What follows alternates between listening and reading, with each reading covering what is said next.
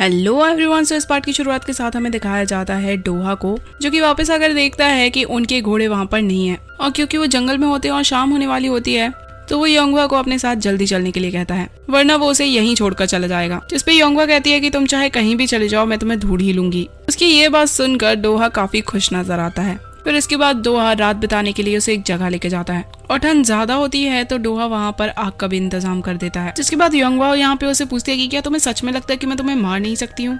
जिसपे Doha smile करके कहता है कि मुझे तो लगता है कि सिर्फ तुम ही मुझे मार सकती हो और शायद तुम ऐसा करके मेरे सारे दुखों को खत्म कर सकती हो।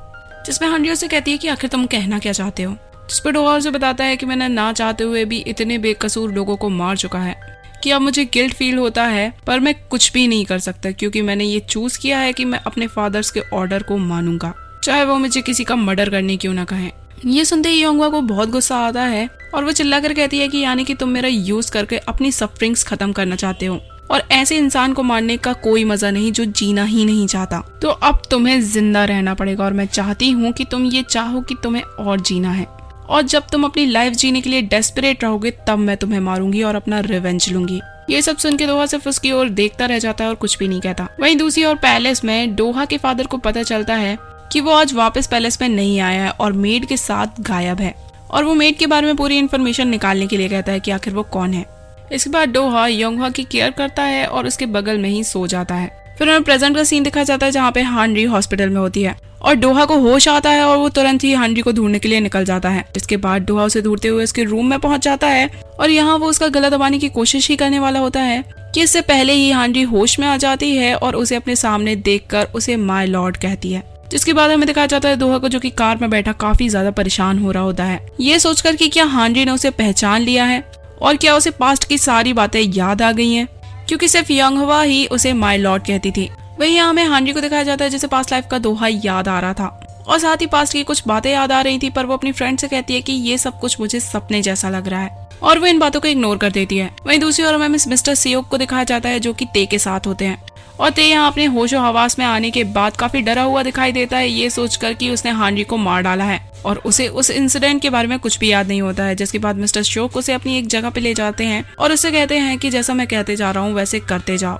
फिर हमें नेक्स्ट डे का सीन दिखाया जाता है जहाँ पे हांडी से मिलने के लिए मिन्हू आता है और उसे उसकी ताबीज लौटाता है जो कि उसे एक्सीडेंट स्पॉट से मिली थी, और हांडी उस ब्रेसलेट को वापस पाकर काफी खुश दिखाई देती है। इसके बाद वो उसे हांजुन के बारे में पूछती है और वो उसे बताता है कि वो बिल्कुल ठीक है।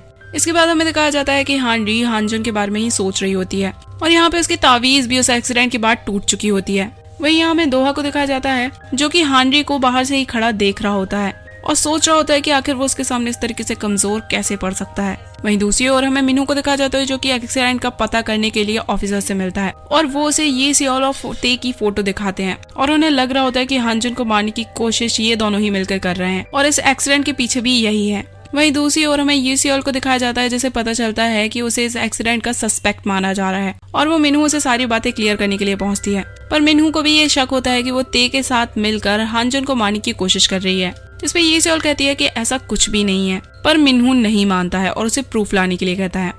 इसके बाद नेक्स्ट डे हमें हांडी को दिखाया जाता है जो कि अपनी फ्रेंड के साथ होती है और उसकी फ्रेंड उससे कहती है कि अब तुम्हारा एक्सीडेंट हुआ है तो तुम्हें कुछ दिन घर पर रहकर रेस्ट करना चाहिए। जिसपे हांडी कहती है कि मैं ऐसा नहीं कर सकती क्योंकि मैं अभी भी हांजुन की बॉडीगार्ड हूँ और मुझे उसके साथ ही रहना होगा। जिसपे उसकी फ्रेंड कहती है कि कहीं तुम्हें उससे प्यार तो नहीं हो गया, क्योंकि आजकल तुम उसे माय लॉर्ड कहने लगी हो और वो तुम्हें सपनों में भी दिखने लगा है। जिसपे हांडी ये कह के बात टाल देती है कि वो मेरे टाइप का नहीं है।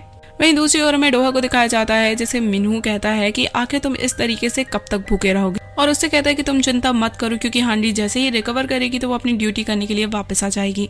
पर अभी भी डोहा यहाँ पे हांडी के बारे में ही सोचे जा रहा होता है। फिर नेक्स्ट सीन में हमें दिखाया जाता है कि हांडी अपनी छत पे होती है और चेरी ब्लॉसम एंजॉय कर रही होती है।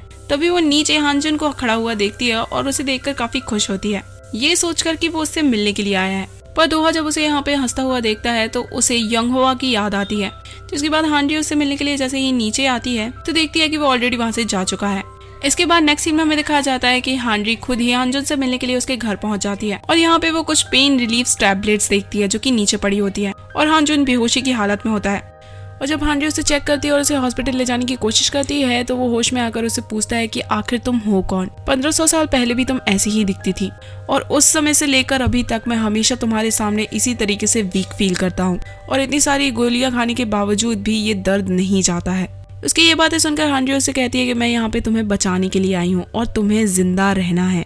उसकी ये बातें सुनकर डोहा को याद आता है कि बिल्कुल इसी तरीके से योंगवा भी उसे जिंदा रहने के लिए कहती थी। आगे हमें दिखाया जाता है कि हानरी उसके कहने पर उसे हॉस्पिटल लेके नहीं जाती है और उसे रूम में ही रेस्ट करने के लिए कहती है और खुद जाकर उसके लिए डिनर रेडी करके लाती है, जिसे देखकर डोहा पूछता है कि आखिर तुम ये सब कुछ क्यों कर रही हो, जिसपे हानरी उससे कहती है कि एज अ फायर फाइटर लोगों की जान बचाना मेरा काम है। उसकी ये बात सुनकर डोहा थोड़ा सा इरिटेट हो जाता है और उसे कहता है कि तो तुम लोगों की जान बचाती हो, और तुरंत ही उसे अपने घर से बाहर निकाल देता है। जिसपे हानरी सोच रही होती है कि मैंने इसकी इतनी बार जान बचाई, फिर भी ये मेरे से इस तरीके से मीन बिहेव कर रहा है। अब उसे कौन बताए कि उसने तो पास्ट लाइफ में डोहा की जान ली है। वहीं दूसरी ओर हमें डोहा को दिखाया जाता है जो कि हानरी का बनाया हुआ खाना एक ही बार में पूरा खा जाता है और बैठकर याद कर रहा होता है कि किस तरीके से हानरी एग्जैक्टली योंगवा के जैसी है, पर इस लाइफ में उसे योंगवा की कोई भी मेमोरीज याद नहीं है। तो आखिर हॉस्पिटल में उसने मुझे कैसे पहचाना, जिसपे मैनेजर कहता है कि शायद हानरी ही योंगवा है और डोहा से पूछता है कि आखिर योंगवा है कौन, जिसपे डोहा से बताता है कि ये वही पर्सन है जिसने मुझे यहाँ पे बांध के रखा हुआ है। जिसपे मैनेजर कहता है कि क्या ये तुम्हारी एक्स गर्लफ्रेंड है, तो डोहा से घूर कर देखता है और वो चुप हो जाता है।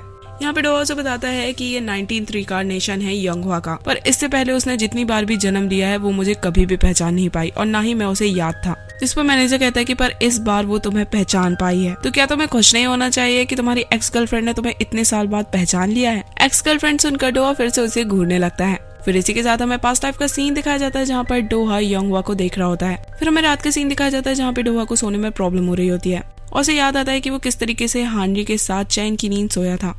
बैक टू प्रेजेंट डोहा भी ये सोच के काफी शॉक्ड होता है क्योंकि उसे हमेशा ही सोने में प्रॉब्लम आती है। वहीं दूसरी ओर हमें योंगवा को दिखाया जाता है जिसे सर्वेंट से पता चलता है कि डोहा को हमेशा ही सोने में प्रॉब्लम आती है, जिसके बाद वो सर्वेंट के हाथों डोहा के लिए कुछ रूट्स भेजती है जिन्हें खाकर वो थोड़ा अच्छा फील करेगा और ये देखकर डोहा काफी खुश होता है। फिर हमें नेक्स्ट डे का सीन दिखाया जाता है जहाँ पर हानरी डोहा से मिलने के लिए पहुंचती है, पर उसे सर्वेंट से पता चलता है कि वो सुबह सुबह ही पैलेस से निकल चुका है। जिसके बाद योंगवा यहाँ पे काफी परेशान दिखाई देती है कि आखिर वो गया कहाँ है और पूरे टाइम उसके वापस आने का वेट कर रही होती है।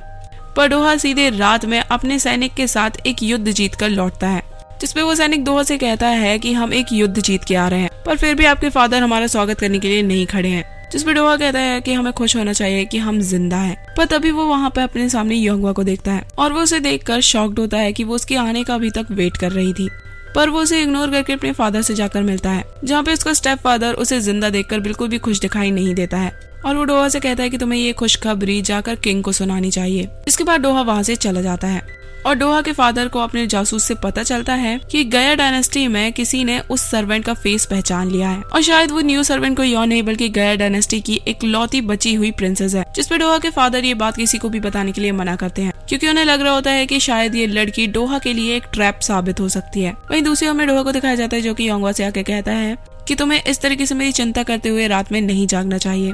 जिसपे योंगवा कहती है कि मुझे तो चिंता होगी ही कि कहीं कोई और मुझसे पहले तुम्हें ना मार दे।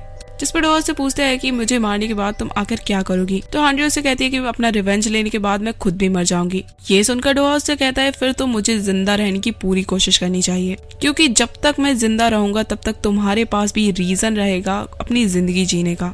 जिसपे योंगवा से पूछती है कि आखिर तुम क्यों चाहते हो कि मैं जिंदा रहूं। जिसपे डोहा कहता है कि पता नहीं क्यों पर मुझे लगता है कि हम दोनों के पास एक पर्पस हो सकता है जिंदगी जीने का। इसके बाद वो यहाँ पे हानरी को कुछ बहुत ही पुरानी लोटस सीड्स देता है जो कि वो योंगवा को उन रूट्स के बदले देता है जो कि उसने सर्वेंट के हाथ उसके लिए भेजी थी, जहाँ पे वो हानरी को बताता है कि लोटस सीड्स काफी हार्ड होती है और इन सीड्स को अंकुरित होने में कम से कम 1000 ईयर लगते हैं। जिसपे योंगवा उन्हें फेंकने लगती है तो वो उसे कहता है कि ये जरूर ब्लॉसम होंगी। जिसपे योंगवा कहती है कि ऐसी कोई भी चीज नहीं है जो कि खराब नहीं होती और इन शीट्स के खिलने और ना खिलने पर दोनों ही शर्त लगाते हैं। इस पे डोहा कहता है कि ये जानने के लिए कि कौन जीतेगा हमें 1000 साल तक जिंदा रहना पड़ेगा। और इसी के साथ सीन कट जाता है और हमें बैक टू प्रेजेंट हानरी को दिखाया जाता है जो कि ये पास्ट का इंसिडेंट अपने सपने में देख रही थी और वो अपने सपने में डोहा और खुद को देखकर काफी ज्यादा डिस्टर्ब थी। फिर बस स्टॉप पे उतरने के बाद उसकी फ्रेंड से पूछती है कि क्या तुम हानजुन के सपने में खोई हुई थी। जिसपे हानजुन अपनी फ्रेंड को समझाने लगती है कि मेरे सपने में जो आता है वो हानजुन नहीं बल्कि कोई और होता है। हालांकि एक्सीडेंट के बाद से हानरी को लगातार फ्लैशबैक्स आ रहे थे और उसे ये सपने अब याद भी रहते थे पर वो इन सारे सपनों को इग्नोर कर रही थी। फिर नेक्स्ट सीन में हमें दिखाया जाता है कि हानरी अपने सपनों को लेकर काफी कंफ्यूज होती है और इसके ऊपर काफी सारी बुक्स पढ़ रही होती है पर इनको पढ़ने के बाद भी उसकी ड्रीम्स का कोई मतलब नहीं निकल रहा था। फिर हमें दिखाया जाता है कि मिनहू का लॉयर हानरी को कांटेक्ट करता है और वो हानरी से पूछता है कि जिस दिन तुम्हारा एक्सीडेंट हुआ था उस दिन तुम्हारी हानजुन से बहुत बड़ी फाइट हुई थी, वो भी इस शर्ट को लेकर, तो क्या तुम मुझे बता सकती हो कि आखिर हुआ क्या था। जिसपे हानरी एक छोटी सी मिसअंडरस्टैंडिंग कहकर पर उसे कुछ भी नहीं बताती है, क्योंकि वो अच्छी तरीके से जानती थी कि हांजुन के पास सिर्फ 1 मंथ बचे अपनी जिंदगी जीने के लिए, और वो नहीं चाहती थी कि उसका बचा हुआ वक्त कोर्ट कचहरी के चक्कर काटते हुए बीते। इसलिए वो नहीं बताती कि उसे शक है कि उन किडनैपर्स को हांजुन ने ही मारा था। इसके बाद वो लॉयर हांजुन की वो शर्ट लेकर उन किडनैपर लड़कों से मिलने के लिए पहुंचता है, जो कि हॉस्पिटल में थे, और उन्हें होश आ गया था और वो शायद बता सके कि उनकी ये हालत किसने की थी। पर वहां पहुंचकर भी उसे कुछ हासिल नहीं होता, क्योंकि उन किडनैपर्स को वहां से किसी ने भगा दिया था। पर यहाँ पे लॉयर मिस्टर सियोक को देख लेता है और वो काफी कंफ्यूज होता है कि आखिर वो यहाँ पे क्या कर रहे हैं। इसके बाद लॉयर ये बात जाकर मिनहू को बताता है। इस पे मिनहू को शक होता है कि मिस्टर सियोक ही इस सबके पीछे है, क्योंकि वो हांजुन को ज्यादा पसंद भी नहीं करते थे। फिर नेक्स्ट सीन में हमें दिखाया जाता है कि मिनहू जाके मैनेजर को बता देता है कि हांजुन के पास सिर्फ 1 महीने का समय बचा है और इससे ज्यादा वो नहीं जी सकता है। ये सुनकर मैनेजर काफी ज्यादा इमोशनल हो जाता है और मिनहू यहाँ पे मैनेजर से कहता है कि मैं चाहता हूँ कि तुम उसके साथ रहकर उसकी अच्छे से देखभाल करो। पर मैनेजर सोचता है कि ये तो मुझे भूत के साथ रहने के लिए कह रहा है और वो मना कर देता है और हांडी से पूछने के लिए कहता है। और इसी के साथ ये पार्टी यहीं पे एंड होता है। See you guys in the next part.